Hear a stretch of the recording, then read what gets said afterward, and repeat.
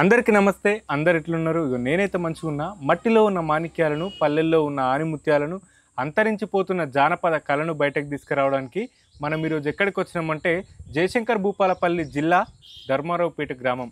ఈ గ్రామంలో ఇప్పుడు మనం ఇంటర్వ్యూ చేయబోయే వ్యక్తి చాలా గొప్ప వ్యక్తి నిజంగా నా దృష్టిలో అయితే. ఎందుకంటే ఎంతోమంది కళాకారులకు కానీ కళ అంటే పరిచయం లేని వాళ్ళకి కూడా కళని పరిచయం చేసి ఎంతోమందికి కోలాటలు నేర్పించి, ఎంతోమందికి బుర్రకథను నేర్పించి, ఎంతోమందికి పాటలు నేర్పించి కళ బతికుండాలి, నాతోనే అంతం కావద్దు అనే ఉద్దేశంతో చాలామంది శిష్యులను తయారు చేసుకున్నాడు. ఏ ఊరికి పోయినా సరే కన్నె సాంబయ్య అంటే తెలియని వాళ్ళు ఎవరు లేరు. సో మనం ఈరోజు ఎవరిని ఇంటర్వ్యూ చేసేస్తున్నామో నేను పేరు కూడా చెప్పేసిన. సో ఆలస్యం ఎందుకు, పెద్ద ఆయన్ని పరిచయం చేసుకొని ఎట్లాంటి పాటలు పాడతాడు, అసలు ఎట్లాంటి బుర్రకథ చెప్తాడు, జీవితంలో మంచి మంచి మాటలు కూడా ఆయన చెప్పేటి మనం వినాలి. కాబట్టి అన్ని విషయాలు అడిగి తెలుసుకుందాం, అట్లనే మంచి మంచి పాటలు కూడా పాడిపించుకుందాం. మరి ఆలస్యం ఎందుకు, బాపుని పరిచయం చేసుకుందాం. నమస్తే బాపు. నమస్తే నాన్న. ఎట్లున్నావు బాపు? చాలా బాగుంది. బాపు ఒక మంచి పాటతో సురి చేసుకుందాం, ఇక తర్వాత మాట్లాడుకుందాం. మళ్ళీ బుర్రకథ పాట జానపదంతో. జానపదం పాట వాడు, తర్వాత బుర్రకథ. తూర్పు నొక్క తుమ్మ బుట్టే, తుమ్మ మీద నిమ్మ బుట్టే. తూర్పు నొక్క తుమ్మ బుట్టే, తుమ్మ మీద నిమ్మ బుట్టే. నిమ్మ మీద చెమ్మ బుట్టెరా, దీని గాలిన మాయ. తెలిసి తెలియని దాయరా, దీని గాలిన మాయ. మబ్బులేని వాన కొట్టే, వరదలేని వాగు వారే. మబ్బులేని వాన కొట్టే, వరదలేని వాగు వారే. కట్టలేని కుంట నిండెరా, దీని గాలిన మాయ. తెలిసి తెలియని దాయరా, దీని గాలిన మాయ. తెలిసితే పరిపూర్ణ మౌనురా, దీని గాలిన మాయ.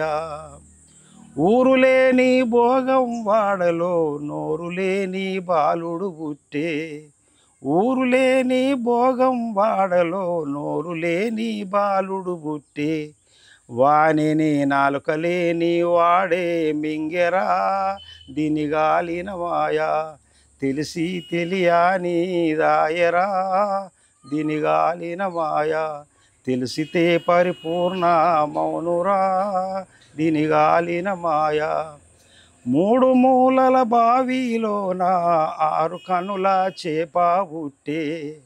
మూడు మూలల బావిలోన ఆరు కనుల చేప పుట్టే.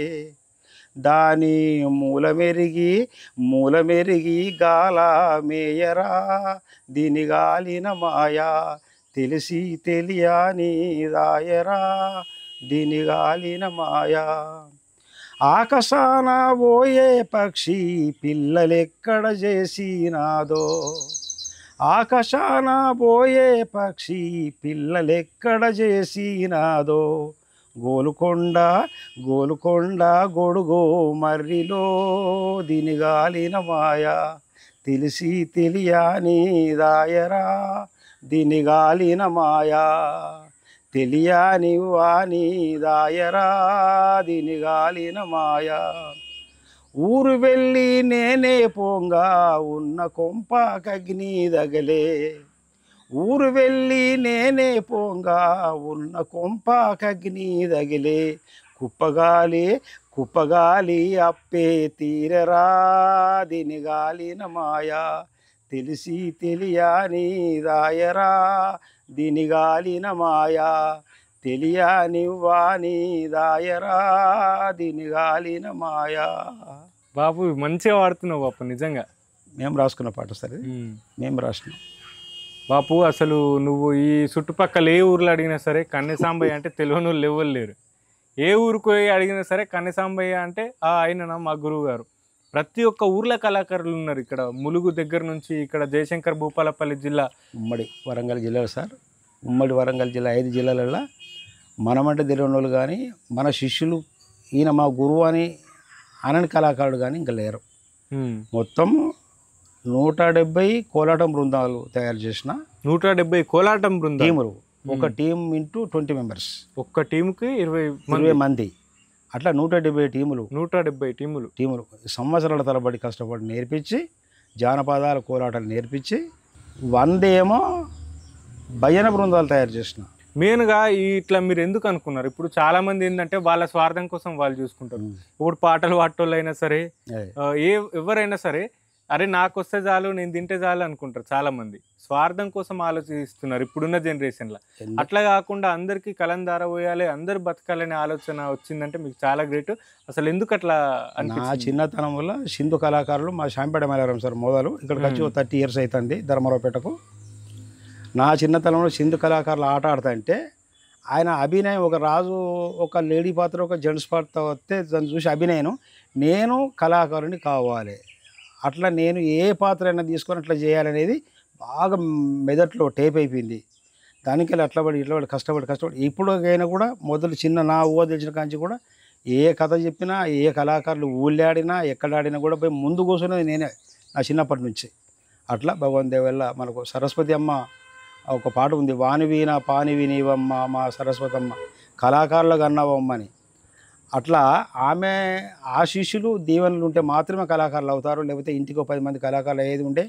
నిజంగా బాపు, అంటే ఇప్పుడు మీకు మళ్ళా మీరు ఎప్పటి నుంచో కళాకారులు, మీరు ఇంతమంది శిష్యులు ఉన్నారు, మీ శిష్యుల్లో చాలా మందికి కూడా సాంస్కృతిక సారథిలో ఉద్యోగాలు వచ్చినాయి. అట్లా మీకు ఎందుకు రాలేదు? నాకు అది ఒక పెద్ద డౌట్గా మారిపోయింది. ప్రభుత్వం చాలా అన్యాయం చేసింది. మేము అనుకున్నాం కదంటే మండలానికి 1-2 ఇవ్వకపోతారు అనుకున్నాం. జూనియర్ వాళ్ళకి అసలు పాట అంటే పరిచయం లేని వాళ్ళకి వీళ్ళందరికీ ఏం లేదు, ఓ అంటే నారా అని అమాయకులకు ఇచ్చిండు. అది తప్పు సెలక్షన్. అది మండలానికి 1-2 మీ దగ్గర పాటలు నేర్చుకున్న మీ శిష్యులకు ఇచ్చిండు. మీ శిష్యులకు వచ్చింది, మరి గురువు గారికి ఇదే మోసం. వాళ్ళు ప్రభుత్వం చేసిన అప్పుడు ప్రభుత్వం చేసిన తప్పు ఏంటంటే నిజమైన కళాకారుని గుర్తించండి, నిజమైన ఉద్యమ కళాకారుని గుర్తించండి, నిజమైన ఆటపాట వచ్చే కళాకారుని గుర్తించండి. అటువంటి వాళ్ళని ఒక అన్యాయం చేసి అనామకులంగా ఎంపిక చేస్తే అప్పుడు మాకు అన్యాయం జరిగింది. సరే, అప్పుడు మా చిన్న అమ్మాయి ఉంది సంధ్యారాణి, ఆమెకైనా ఇచ్చి భగవంతుడు మరి సాయం చేసుకోవడం అనేది బాగా ఇప్పుడు 10-12 సంవత్సరాల నుంచి అమ్మాయి జరుగుతుంది. నా స్థానంలో ప్రతి ఆఫీసులో పరిచయం చేసినాం చిన్న బిడ్డకు సంధ్యారానికి. ప్రతి ఆఫీసులో సాంబయ్య గారి బిడ్డ అంటే తెలుసు. నాకు మాత్రం తీరని అన్యాయం జరిగింది కళారంగంలో. మా శిష్యులకు రావడమే మాకు రావకపోయింది. తప్పకుండా పిలిచిస్తారు. 1000 మందికి కళను నేర్పి 1000 మందికి కళను దారబోసి అందరు బాగుండాలని ఆలోచించి ఏదో చిన్నగా వస్తుంది కదా, పేరన్న వస్తుంది, గుర్తింపు వస్తుంది అంటే మధ్యవర్తుల వల్లనే ఇదంతా జరుగుతుందని నేను అనుకుంటా. అవును, ఎందుకంటే మధ్యలో ఉండే కళాకారుల వల్లే ఇదంతా జరుగుతుందని నేను అనుకుంటా. తప్పకుండా ఇదంతా మోసం. ఇది దాగుడు మూతలు ఆడింది సార్ వాళ్ళంతా. ఉద్యోగాల విషయంలో దాగుడు మూతలు ఆడింది వాళ్ళు. మేము అనుకున్నాం మండలానికి 1-2 వస్తే దాంట్లో తప్పకుండా వస్తానని. సీనియర్ కదా, 40-45 సంవత్సరాలు చేస్తున్న సమాచార పౌర సంబంధాల శాఖ జిల్లా రిజిస్ట్రేషన్ అప్పుడే ఆ 45 సంవత్సరాల కింద సమాచార శాఖ రిజిస్ట్రేషన్ అప్రూవల్ కళాకారుల బృందం నాది. చాలా కష్టపడ్డాం. నాకు గురువు లేడు, కళ అంటే నా ప్రాణం. ఇప్పటికి కూడా మీరు బుర్రకథ కూడా చెప్తారని విన్నా బాపు. తప్పకుండా చెప్తా. బుర్రకథ నేర్చుకున్నా. మీరు బుర్రకథ ఎవరి దగ్గర నేర్చుకున్నారు? నేర్చుకోలేదు సార్, నేను నా గురువు లేడు. అప్పుడు నా చిన్నప్పుడు ఏదో రంగంలో పోవాలని ఊహ నా మీదట తట్టేప్పటి నుంచి నా బుర్రకథ బాగా నచ్చింది. ఒకసారి ఎలక్షన్లో నేను చిన్నపిల్లగానే మా మహిళలకు ఒక బుర్రకథ టీం వచ్చింది, 3 వాళ్ళు చాలా బాగా చేసిండ్రు. నేను బుర్రకథ నేర్చుకోవాలని అప్పటికి 10-18 సంవత్సరాల దాకా ఉండవచ్చు. గోరికొత్తపల్లి ఒక షావుకారి ఉండే, ఆయన పుల్లయ్య సార్ అని, ఆయన మహానీయుడు, ఆయన గొప్పవాడు. ఆయన అప్పటికే వీరబ్రహ్మం గారి చరిత్ర బుర్రకథ రాసి అమ్ముతాడు. అప్పటికి 2500 తీసుకొని అది తెలుసుకొని ఆ వార్త విని నేను కష్టపడి అప్పుడు 2500 ఆ బుక్కు. అప్పుడు 2500 అంటే ఇప్పుడు ఎంత? 5 భాగాలు 25,000 కావాలి ఇప్పుడు. 25,000 అయినా దొరకది, రచన దొరకది. అవి లేవు. ఇప్పుడు మేమంతా భగవంతుని వల్ల ఆయన దగ్గర నేర్చుకున్నాం. రాత్రి వాళ్ళు కష్టపడ్డాం. మా సొంత తమ్ముడు కన్నా పోసే ఉండే. ఇప్పుడున్న టీం సభ్యుడు మా చిన్నమ్మ కొడుకు మోతే సదానందం, మొన్న కూడా ఒక ప్రోగ్రామ్ చేసినాం. చాలా కష్టపడి నేర్చుకున్నాం. అట్లా అప్పుడు వీణ నేను ఈ పక్క వేసేది తెలియకుండా, గురువు లేడు కాబట్టి. ఈనాడు సినిమా ఎప్పుడు వచ్చిందో పరకాల సినిమా పరకాలకు 5 ఆటను పెడితే ఒక నెల టికెట్, అప్పుడు డబ్బులు దొరకపోయేది కదా. ఓకే, నెల టికెట్ కూర్చొని సితార్ ఇటు వేసిండు, అందరు ఈ చేత పట్టిండు అని తెలుసుకొని వాళ్ళు ఏ వైపు పట్టుకున్నారనేది చూసి మీరు పట్టుకున్నారు. వాళ్ళ హావభావాలు ఎట్లున్నాయి, వచనం ఎట్లా చెప్తాడు, కథ ఎట్లా అవుతాడు, ఎట్లా కూర్చున్నారు, కథ కూడా ఎట్లా మూవ్ అవుతాడు, వంతకులు ఎట్లా అనేది దాన్ని నేను గురువుగా తీసుకుంటే ఇప్పుడు నేను సినిమాలో చూసే అని గురువు అని చెప్పవచ్చు. ఇప్పుడు లేకపోతే ఆ డైరెక్షన్ అప్పుడు కృష్ణ వేసిండు మేనకథకుడు, సూపర్. ఈనాడు సినిమాలో కృష్ణ. బాపు ఇప్పుడు మరి నాకు బుర్రకథ అంటే చాలా వరకు అయితే ఒకప్పుడు చెప్పేది ఊర్లలో, కాకపోతే ఇప్పుడు అంతరించిపోతుంది. మీ నోట వినాలని ఉంది. మీకు ఏ రకాల బుర్రకథలు చెప్తారు మీరు? వీర బ్రహ్మేంద్ర స్వామి జీవ చరిత్ర 5 భాగాలు చెప్తా. ఒక భాగం వింటూ 4 గంటలతో సార్. ఓకే. ఇంకా సంపూర్ణ రామాయణం 5 భాగాలు చెప్తా. ఒక భాగం వింటూ 4 గంటలు వస్తుంది. సమ్మక్క సారక్క చెప్తా. సమ్మక్క సారక్క చెప్పారా కొంచెం మాకు? చెప్తా. అది ఈ సమ్మక్క సారక్క బుర్రకథ రచన గౌరవనీయులు తాలిపల్లి యాదగిరి గౌడ్ మన గన్పూర్ వాస్తవ్యులు వారు రాసి మాకు అందించిన బుక్ను కొంచెం తీసుకుంటా. ఓకే. రవి కిరణాలు సోకనిదయ్యా మేడారము అడవి బలె తందాన తందాన తానే తందాన బలరాజవందనానా వేటకు వెళ్ళిరి దొరల కనాడు అడవిలోకి బాబో బలె తందాన తందాన తానే తందాన అడవి పందినొక దానిని వారు వెంబడించినారు బలె తందాన తందాన. ఈ ప్రకారంగా కోయదొరలు రవి కిరణాలు అంటే సూర్యుని కిరణాలు భూమి మీద పడిన దట్టమైన కేకారణ్యమైనటువంటి అప్పటి మేడారం అడవిలా కోయలు వేటకు బయలుదేరి ఒక అడవి పందిని తరుముకుంటూ వెళ్తూ ఉండగా అడవి పంది వారికి కనబడి అదృశ్యం అయిపోద్ది. ఆ వేటకు వెళ్ళిన కోయదొరలు ఒక మధ్య చెట్టుకి చూసేసరికి విశాల మైదానం లోపల ఒక బంగారు కాంతులు వెదజల్లుతున్నటువంటి ఆడ పాప కేరింతలు కొడుతూ ఆడుతుంటే వాళ్ళు నిజమా కళ అని కళ్ళు చూసి అక్కడ పోయి చూసేసరికి పాప. అబ్బాయి ఈ పాప ఎవరు, ఈ కథ ఏందని వాళ్ళు గూడెంలోకి వెళ్ళి వాళ్ళ గ్రామ పెద్దలందరి సప్పులు మేళతాల వాయిద్యాలు భజంత్రులు పశువు తీసుకొని వచ్చి ఆ అమ్మాయిని తీసుకుపోయి ఒక గద్దె కట్టి అక్కడ ప్రతిష్ఠింపజేసి ఆనాటి నుంచి ఇప్పటి వరకు సమ్మక్క దేవతగా వాళ్ళు కొలుస్తుంటారు. ఇది సమ్మక్క జాతర యొక్క బుర్రకథ భావం సార్. ఇది ఇట్లా కాకతీయులకు వరకు యుద్ధం నడుతూ ఉంటుంది. బాగా జగన్మాత సమ్మక్క జగన్మోహిని జగన్మాత అన్నపూర్ణేశ్వరి ఆమె ఆ ప్రాంత ప్రజలకు మనలందరికీ చాలా శుభాలు ఆశీస్సులు అందించి మన కొరకు ఆ దొంగ యుద్ధం లోపల ఒక బాగుతోటి వెనుక పొడిస్తే ఆమె చిలకర గుట్టుకు వెళ్ళిపోయి ఒక చెట్టు కింద కూర్చొని కుంకుమ భరణిగా మారిందనేది కథ యొక్క భావం. అది అలా కొనసాగుతుంది సార్. ఇది సమ్మక్క సారక్క యొక్క బుర్రకథ యొక్క భావం అనమాట. ఇది రచన తాలిపల్లి యాదగిరి గౌడ్ గారు. వరుసగా బావ అవుతారు నాకు. నేను మన ఛానల్ ద్వారా వారికి ధన్యవాదాలు తెలియజేస్తున్నా. మనకు కొంచెం సహాయం చేసిన వాళ్ళని కూడా గుర్తుపెట్టుకోవాలి ఎప్పుడైనా సరే. ఒక మంచి జానపదం పాట పాడతావు బాపు. నువ్వు ఎక్కువ మందికి బాగా మందికి మీ శిష్యులకు నేర్పించిన పాట ఏది ఉందో ఒక్కసారి మనోళ్ళ కోసం. పున్నప్పు వెన్నెల వలలో పూసి కాయంగా వలలో అమాస వెన్నెల వలలో ఆగి కాయంగా వెన్నెలకు దంచిరి వలలో కన్యాలిద్దారు వలలో సంగదని మడిమే వలలో దగ్గున్న మెరిసే దాన్ని చూసి మాయన్న వలలో కన్నులేసిండు వలలో వద్దద్దు ఓయన్న వలలో అది మోహనాంగి వలలో మోనాంగి ఒక మేళ వలలో దాని నామా మేళ వలలో. ఇది మేము రాసుకునే పాటే సార్. మీరు మా కళాకారుల కోసానికి మా జానపద పోరాటం జానపద కళాకారుల కోసానికి రాసుకొని. బాపు తత్వగీతాలు కూడా మంచిగా పాడుతూ ఉంటాను. ఒక తత్వగీతం పాడతావు మరి మాకోసం? ఆ రోజులలోనే దేవతలప్పటి నుంచే కులాలు మతాలు లేవనేది ఒక భావన.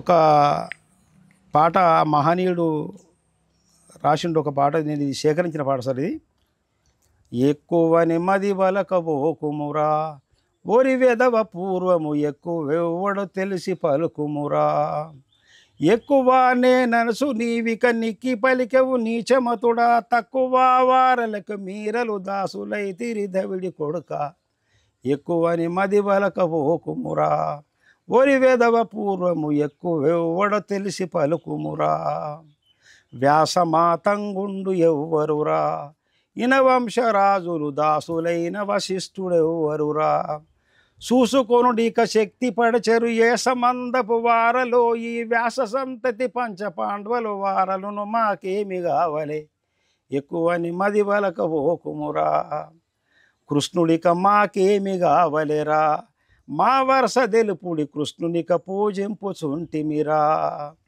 కృష్ణుడిక మా జాంబవతిని ఇష్టముత పెళ్ళాడ వినుమిక శ్రేష్ఠుడగు సాంబునకు కౌరవ జ్యేష్ఠ పుత్రికనివ్వలేదా ఎక్కువని మది వలకబోకుమురా ఒరి వెదవ పూర్వము ఎక్కువెవ్వడు తెలిసి పలుకుమురా కడప దాటితే గర్వమంటారు చనిపోయినాక నడువు ముందర అంచు వేడేరు సృష్టి లోపల పుడమి యందు గత్తరలు పుట్టిన నాడు వీధి వీధిన జడియకుండా తిరిగి వస్తిమి మేమి బడువా ఎక్కువని మది వలకపోకుమురా ఒరి వెదవ పూర్వము ఎక్కువని మమ్ము దూసుకుంటివిరా. ఇది ఇక బాపు మరి ఎంతమంది పిల్లలు, అమ్మ ఏం చేస్తుంటది? అయ్యా నాకు 3 బిడ్డలు, పెద్దమైన ఊళ్ళకి ఇచ్చేసినాం, కొడుకులు లేరు. ఆమెకి 2 కొడుకులు, పెద్ద మనోడు సాఫ్ట్వేర్ ఇంజనీర్ చేస్తాడు, చిన్న మనోడు లండన్ సూపర్ ఆర్టీసీ చేస్తున్నాడు అక్కడ. 2వ బిడ్డను పక్క పరిశ్రమపల్లి ఇచ్చిన ఫీల్డ్ అసిస్టెంట్ 100 రోజుల పనిలా. 3వ అమ్మాయి సంధ్యారాన్ని కళారంగానికి వచ్చింది, ఆ అల్లుడు డ్రైవర్ చేస్తాడు. భగవంతుడి వల్ల మానిని రత్నాలు లాంటి బిడ్డలను ఇచ్చిన భగవంతుడు. Super super. కొడుకులు లేకుండా పర్వాలేదు, కొడుకులైనా బిడ్డలైనా కూడా రత్నాలు లాంటి బిడ్డలు ఇచ్చిన నేను గర్వపడతా. I most proud of to it. ఈ విషయంలో నేను చాలా గర్వపడతా. ఎందుకంటే కొడుకులు ఉంటే అంతా మిడిమిడి జ్ఞానాలు, అజ్ఞానులు, తల్లిదండ్రులను కొట్టడం, తిట్టడం. భగవంతుడికి నేను భక్తుని కాబట్టి నేను అనుకుంటా, ఆయనకు నేను మిక్కిలి ప్రీతి పాత్రుని కాబట్టి నాకు కొడుకులు ఇవ్వలేదు. కొడుకులు ఇస్తే తనులైతే మా భక్తుని, కానీ బిడ్డలనే ఇచ్చి నేను సంతోషపడతా. ఇక కొడుకులైనా బిడ్డలైనా వాళ్ళే ఎట్లా చూసుకుంటారు బాపు? మంచిగా చాలా బాగా చూసుకుంటారు. వాళ్ళకి ఏం బాగా లేకుండా వాళ్ళ కట్నం, వాళ్ళ పెళ్ళిళ్ళు ఒప్పుకొని ఇచ్చేసినాం. 4 ఎకరాల భూమి ఉండే 3 బిడ్డలకి ఇచ్చేసిన. 35 సంవత్సరాలు పెళ్ళిళ్ళు అయిపోయినాయి. చాలా మంచిగా బతుకుతారు. మా మనవరాలు కానీ ఫోన్ చేసి అడుగుతారు ఎట్లుంది తాత ఆరోగ్యం అనేది అని. చాలా సంతోషం. సూపర్ సూపర్ బాపు. నీ బాధ్యతగా నువ్వు చేసే పని నువ్వు చేసేసినావు అన్నట్టు.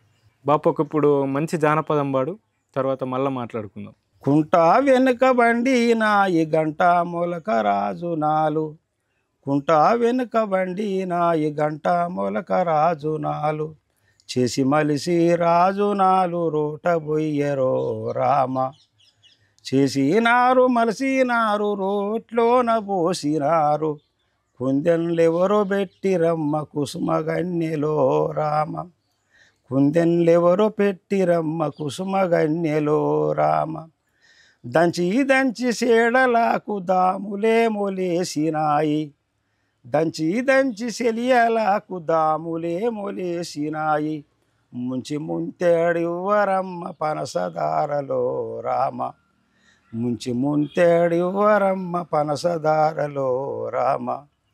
ఈ జానపద పాటలను ఎట్లా గుర్తుంటాయి బాపు? ఇన్ని పాటలు మీరు దగ్గర మీ శిష్యుల దగ్గరికి పోతే చాలు 50, 60, 70 పాటలు నేర్పించినది కూడా ఉంది. అన్ని పాటలు మీకు ఎట్లా గుర్తుంటాయి? 24 స్టెప్పులు ఉంటుంది సార్ ఒక్కొక్క టీంకి ఇచ్చినాయి మనం. 24 స్టెప్పులకు 24 పాటలు.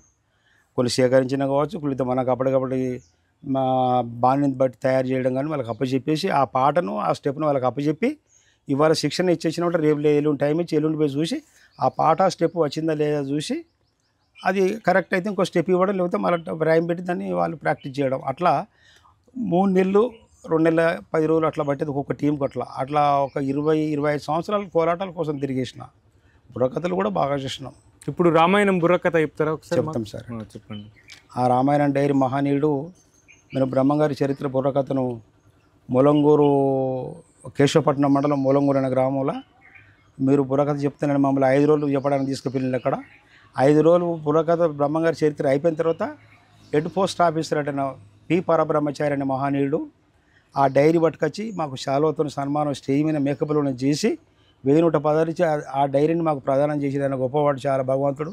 ఆయన ఉంటే ఆయనకు మేము కృతజ్ఞత తెలియజేసుకుంటాం. ఒకవేళ కనుక ఆ మహనీయుడు కనుక కాలం చేస్తే వాళ్ళ ఆత్మకు శాంతి చేకూర్చాలని మన ఛానల్ ద్వారా మా బుర్రకథ ద్వారా వాళ్ళకి బృందాన్ని ధన్యవాదాలు తెలియజేసుకుంటున్నాం. ఆ మహనీయుడు ఇచ్చిన బుర్రకథ మన దగ్గర ఉంది. అలా మొదటి భాగం ఎలా ప్రారంభమవుతుందో స్టార్ట్ చేద్దాం. ఓకే. సరస్వతి నది తీరము గలదొక చక్కని పట్టణము, కోసల దేశపు రాజధాని అది గొప్ప పుణ్యక్షేత్రం, వినుడి వినుడి రామాయణ గాథ వినుడి మనసారా, కొరతైనది ఆ కోసల దేశమున, ప్రజలందరూ తమ కన్న పిల్లలే అని పాలించాడు, వినుడి వినుడి రామాయణ గాథ వినుడి మనసారా, ఆలపించిన ఆనందములకించడి గాథ వినుడి వినుడి రామాయణ గాథ వినుడి మనసారా. ఇలా ప్రారంభమవుతుంది సార్. మంచిగా చెప్తున్నావు బాపు బుర్ర కథ కూడా. ఇంకా పక్కకు వాళ్ళు వంతలు వంతలు పాడే వాళ్ళు కానీ ఆ తబల ఈ వీణ ఇవన్నీ ఉంటే ఇంకా బాగుంటుంది. అవు. ఇప్పుడు బుర్ర కథలో వాడే సంగీత వాయిద్యాలు ఏమేమి ఉంటాయి బాపు? ఒక సితార ఉంటుంది సార్, దానికి ఒక 3 తీగలు ఉంటాయి, ఒక 3 అందేలు ఉంటాయి, ఒక డ్రెస్ అప్ ఉంటుంది, చెవులో రింగులు ఉంటాయి, ఒక రుమాలు ఉంటుంది, ఒక డ్రెస్ ఉంటుంది, ఒక యూనిఫామ్తో ఒక రుమాలతో వేసుకో, చెవులో రింగులు ఉంటాయి, మేకప్ కలర్ ఉంటుంది, అట్లా ఉంటాయి అన్నమాట. అవి ఆకర్షణ కోసానికి మనం ఏ కళాకారుడైనా మేకప్ చేసుకొని అందంగా దేని కనబడతాడంటే వాళ్ళ కథ చూసేవాళ్ళు, ఆ కథను వీక్షించే వాళ్ళ దృష్టి ఇటు పోకుండా ఆకర్షించేలాగా, పబ్లిక్ ఈ కథకుని ఆకర్షించేలాగా మేకప్ అయ్యి రంగులు గింగులు వేసుకొని ఉంటారని నాకు తెలిసిన భావం అయితే ఇదే అన్నమాట. అట్లా ఇంకా వాళ్ళ దృష్టి ఇటు దొరకకుండా ఉండాలంటే ఈయన మేకప్ అయి ఉండాలి, మంచి కలర్ఫుల్గా కనబడాలి అనే ఉద్దేశంతో మేకప్ చేసుకుంటారు ప్రతి కళాకారుడు నేను అనుకుంటా సార్. అది సూపర్. నాకన్నా పెద్ద కళాకారులు ఉన్నారు, మరి వాళ్ళు ఏమనుకుంటారో తెలుసుకోవాలి. ఇప్పుడు కవులది రచయితలది అందరి మైండ్ సెట్ ఒకటేలాగా ఉంటుంది, ఆల్మోస్ట్ ఉండదు, కొందరిది డిఫరెంట్ ఉంటుంది, కాకపోతే కొందరిది మ్యాచ్ అవుతుంది అనమాట. మీరు ఆలోచించినట్టే వేరే వాళ్ళు కూడా ఆలోచిస్తారు అట్లా, కానీ ఇంకా కొందరు డిఫరెంట్గా ఆలోచిస్తారు, అట్లా ఉంటుంది. అట్లా నా భావం అయితే ఈ విషయంలో. బాపు ఇప్పుడు ఒక మంచి జానపదం పాట వాడుకుందాం, తర్వాత మళ్ళీ మాట్లాడుకుందాం. ఇది మేము రాసిన పాట సార్. నువ్వొయ్యే తోవాలో రైమానిగా గాజులంగదున్నాదట రైమానిగా, నువ్వోయే తోవాలో రైమానిగా గాజులంగడున్నాదట రైమానిగా, గాజులిత్తే తీసుకుంటా రైమానిగా ఇంటికత్తేదాన్ని పిత్తా రైమానిగా, ఓరోరు రైమానిగా ఓటలు రైమానిగా బాడకవు రైమానిగా బద్మాషి రైమానిగా, నిన్ను నేనేమన్నరా రైమానిగా ఇంటిదాకా రావే మీరా రైమానిగా, నిన్ను నేనేమన్నరా రైమానిగా ఇంటిదాకా రావే మీరా రైమానిగా, నువ్వొయ్యే తోవాలో రైమానిగా చీరలంగడున్నాదట రైమానిగా, చీరలిత్తే తీసుకుంటా రైమానిగా ఇంటికత్తేదాన్ని పిత్తా రైమానిగా, ఓరోరు రైమానిగా ఓటలి రైమానిగా బాడకవు రైమానిగా బద్మాషి రైమానిగా, నిన్ను నేనేమన్నరా రైమానిగా ఇంటిదాకా రావే మీరా రైమానిగా ఇంటిదాకా రావే మీరా రైమానిగా. సూపర్ సూపర్ బాబు. మళ్ళీ ఇంకొకటి ఏదో అట్టి చేపల కూర మొన్నటోళ్ళు అండి, అది పాట పాడతావు బాబు, ఒకసారి వాడతావు మరి? మాకు మేము రాసిందే, పాడు బాబు. మానేడన్ని మక్కలేంచి పక్క జేబుల పోయే, మానడన్ని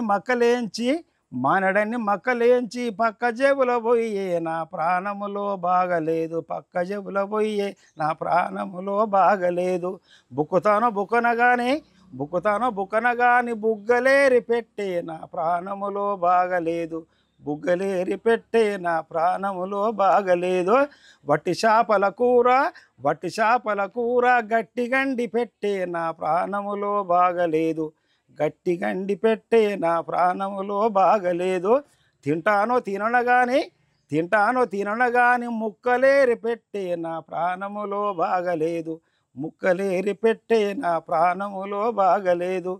సూపర్ సూపర్ బాపు. ఇప్పుడు మరి బుర్రకథ చెప్పేటప్పుడు జనాలను నవ్వుపియనికి కూడా కొన్ని పాటలు పాడతారు, మా వంతులు పాడతారు, అట్లాంటివి ఏమన్నా ఉన్నాయి? అప్పుడు మాకు రిలీఫ్ ఉంటుంది. అప్పుడు నేను కొద్దిసేపు కథ ప్రార్థన ఇట్లా చేసి పక్క జరిగినప్పుడు వాళ్ళు రిలీఫ్ కోసం ముందుకు వచ్చి, అరే ఈ కథ ఎట్లా నడుస్తుందిరా, ఇక్కడ మనోళ్ళందరూ భరతమాత ముద్దు బిడ్డలు, స్వతంత్ర భారత వీరులు అంటాడు, తిక్కనన్నయ్య కవులు అంటాడు, జోడు గుమ్మటలు తాదిమేనగా జోడు వంతలు జోరుగా వాడగంటాడు, ఎర్రన్న పోతన్న కృష్ణ నన్నయ్య గంగా యమున కృష్ణ గల సింధు మొద నదిన నాదులు అంటాడు. అవి ఇంకా లేను, ఒక్కటి లేదు. ఎందుకు చేస్తానంటే అది మన గురువుగారు తెలుసురా, వాళ్ళు మన భరతమాత ముద్దు బిడ్డలు, స్వతంత్ర పోరాటంలో ప్రాణత్యాగం చేసి భారతానికి స్వతంత్రం ఇచ్చినటువంటి మహనీయులు, వాళ్ళని జ్ఞాపకం చేస్తే కవులు గాయకులు రచయితలు అన్నమాట వాళ్ళు. అందుకోసం వాళ్ళని మన గురువుగారు జ్ఞాపకం చేస్తుండని వాళ్ళు జోక్ చేస్తుంటారు. అంత మనకు టైం దొరుకుతుంది, ఒక టీయో ఏమైనా దొరికితే 5-10 నిమిషాలు టైం దొరుకుతుంది అనమాట. అట్లా వంతలు జోక్ చేస్తుంటారు. కథ కూడా జోకులు చేయకూడదు కదా, నాకు వచ్చిన జోకులు చేయొద్దు, ఆ జోకు నేను ఇక్కడ మన ఛానల్ ద్వారా చెప్పొద్దు. అట్లా కథ కూడా జోకు చేయొద్దు. వంతకుని జోకు మనం 2 తీసుకున్నాడు అవుతాను. వంతకులు చేస్తారు కానీ కథ మెయిన్ చేయొద్దు. ఓకే. ఓకే. పట్టుకుంటుంది, స్టేజ్ పట్టుకుంటుంది ఆహాహా! అట్లా. సూపర్. సూపర్ బాపు. మంచిగా పాడుతున్నావు పాటలు. ఇంకొక మంచి పాట పాడతావా? బండ మీద దాని ఇల్లు వరిగుమ్మలో, బంగారి బెజ్జాల తలుపు వరిగుమ్మలో. బండ మీద దాని ఇల్లు వరిగుమ్మలో, బంగారి బెజ్జాల తలుపు వరిగుమ్మలో. తలుపు తీసే జాణావైతే వరిగుమ్మలో, తలుపు సాటు వలపు గిలుపు వరిగుమ్మలో. బండ మీద దాని ఇల్లు వరిగుమ్మలో, బంగారి బెజ్జాల తలుపు వరిగుమ్మలో. ఇంకా మీకు మీకు బాగా నచ్చిన పాట ఏంది బాపు? అన్నీ నచ్చినాయి మాకు. అంటే నీకు ఒక పాట ఉంటుంది కదా మీకు ఫేవరెట్? మీకున్న రెండు కళలు ఏ కన్ను మంచిదంటే ఏం చెప్తాం సార్? 2 కళ్ళు మంచి. రెండు కన్ను మంచి ఏం చెప్తాం? అంతే. అంటే కథను బట్టి, సమయాన్ని బట్టి, సందర్భాన్ని బట్టి, ఆడ పబ్లిక్ కూర్చున్న తీరును బట్టి, సమయ సందర్భాన్ని బట్టి అక్కడ మాటలు కానీ, కథ కానీ, ధోరణిలు కానీ, వచనాలు, భావాలు, పల్లవిలు కానీ మార్చడం జరుగుతుంది. అప్పటికప్పుడు కథకుడు సేకరించి, కథకుడు స్టేజ్ ఎక్కిందంటే చూస్తాడు వాడు, అక్కడ అయ్యే కథకుడైనా పబ్లిక్ని మొత్తం గ్యాదర్ చేస్తాడు తన చూపులతోటి. ఎటు చూస్తున్నారు వీళ్ళు, ఇట్లా చెవిలో కూసబెట్టుకుంటా, ఇట్లా మనం కథకుని చూసుకుంటూ వీళ్ళు ముచ్చట పెట్టుకుంటారు. ఆయన బాగా చెప్తలేడు అని వాళ్ళ హావభావాలు చూసి వీళ్ళు కథకులు కూడా స్టేజ్ మీద ప్రిపేర్ కావాలన్నమాట. దాన్ని బట్టి కథ మూమెంట్లు ఉంటాయి, ఆ మూమెంట్లు తీసుకొని కొనసాగుతాను. నువ్వు చాలా రేడియో ప్రోగ్రామ్స్ అవి ఇవి చేసినావు కదా బాపు. మరి ఎవరికన్నా నువ్వు ప్రత్యేకంగా ఏమన్నా చెప్పాలనుకుంటే ఏం చెప్తావు వాళ్ళకి? నన్ను రేడియో కేంద్రంలో కానీ, దూరదర్శన కేంద్రంలో కానీ ఈ స్థాయికి తీసుకొచ్చిన మహనీయులు, గొప్ప వాళ్ళు చాలా వాళ్ళు ఉన్నారు. అటువంటి మహనీయులని పేర్లు ఒకసారి మన ఛానల్ ద్వారా మా గణపేశ్వర జానపద బుర్రకథ కళా బృందం తరపున వారికి ఒకసారి ధన్యవాదాలు తెలియజేసుకున్నా మన ఛానల్ ద్వారా. మరి హైదరాబాద్ స్టేషన్ డైరెక్టర్ గౌరవనీయులు మంగళగిరి ఆదిత్య ప్రసాద్ గారు, ఏఎల్ కుమార్ గారు, సిహెచ్ జపాలరెడ్డి గారు, రాంబాబు సారు, డాక్టర్ కె విజయ మేడం, ఎల్ఎం రాజు, సరోజ నిర్మల మేడం, సూర్యప్రకాష్ గారు, మోహన్ సారు, అనిల్ సారు, మరి వీళ్ళు రేడియో కేంద్రంలో సహకరించిన మహనీయులు. అదే దూరదర్శన్లో సహకరించిన వాళ్ళు శివ వరప్రసాద్ గారు, మరి ఆయన రవికుమార్ సారు, శ్రీనివాస్ అని కెమెరామెన్ మాకు చాలా మంచి ఎంకరేజ్మెంట్ చేసేది అన్నమాట. అన్న ఇట్లా చేయ అట్లా చేయాలి. ఇటువంటి శ్రీనివాస్ అన్న కూడా ఈ రేడియో దూరదర్శన కేంద్రాల్లో సహాయాలు సహకారాలు అందించిన ఆ గొప్పవారికి మన ఛానల్ ద్వారా మా బృందం తరఫున నా హృదయపూర్వకంగా ధన్యవాదాలు తెలియజేసుకుంటున్నాను సార్. ఎందుకంటే వాళ్ళకు ఈ జన్మంతా రుణపడి ఉన్నా, లేకపోతే ఈ స్థాయికి నేను వచ్చేవాడిని కాదేమో అని నేను గర్వపడుతూ వాళ్ళకి ధన్యవాదాలు తెలియజేసుకుంటానండి. సూపర్. సూపర్. అసలు కవికి ఉండవలసిన లక్షణం ఇది. ఎందుకనంటే చాలామంది నిన్న మనం ఒకరు మనకు సాయం చేస్తే ఈరోజు వాళ్ళ పేరు కూడా గుర్తుండదు మనకు. అట్లాంటిది ఎప్పుడు జమానాలో చేసిండు, 20 ఏళ్ళ కింద, 25 ఏళ్ళ కింద, 10-15 ఏళ్ళ కింద కూడా చేసినాయి కదా అవన్నీ.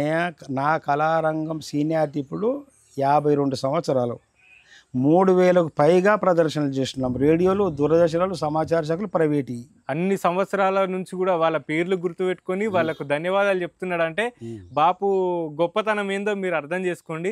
ఇక బాపుకు బుర్రకథ వచ్చు, మంచిగా జానపదాలు వచ్చు. వచ్చేదేముంది, ఇంకా మంచి శిష్యులు ఉన్నారు, చాలా వేల మంది శిష్యులను తయారు చేసిండు. అంటే ఇది మామూలు విషయం కాదు. నా దృష్టిలో అయితే బాపు అసలు సరస్వతి పుత్రుడు అని చెప్పుకుంటా నేను. మంచిగా అనిపించింది బాపు పాడిన పాటలు. అట్లనే బుర్రకథ కూడా నాకు మస్తు అనిపించింది. బాపు ఈ ఇంటర్వ్యూ ద్వారా ఇంకెవరికన్నా ఏమన్నా చెప్పాలనుకుంటున్నావా? నేను కేంద్ర రాష్ట్ర ప్రభుత్వాన్ని ఒకటే కోరుకుంటున్నా మన ఛానల్ ద్వారా. 2015 మండల ఉత్తమ బుర్రకథ కళాకారుడు అవార్డు ఇచ్చేసిళ్ళు. 2018 గౌరవనీయులు మన తొలి శాసనసభ్యులు సభాపతి మరి మన చారి గారు, మౌసం చారి గారి చేతుల మీద ఉత్తమ బుర్రకథ అవార్డు తీసుకున్నా.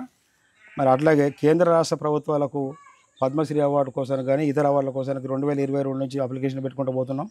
కేంద్ర రాష్ట్ర ప్రభుత్వాలు నాకు తెలిసి అయితే కళాకారులను చిన్న చూపు చూస్తుందని చెప్పవచ్చు.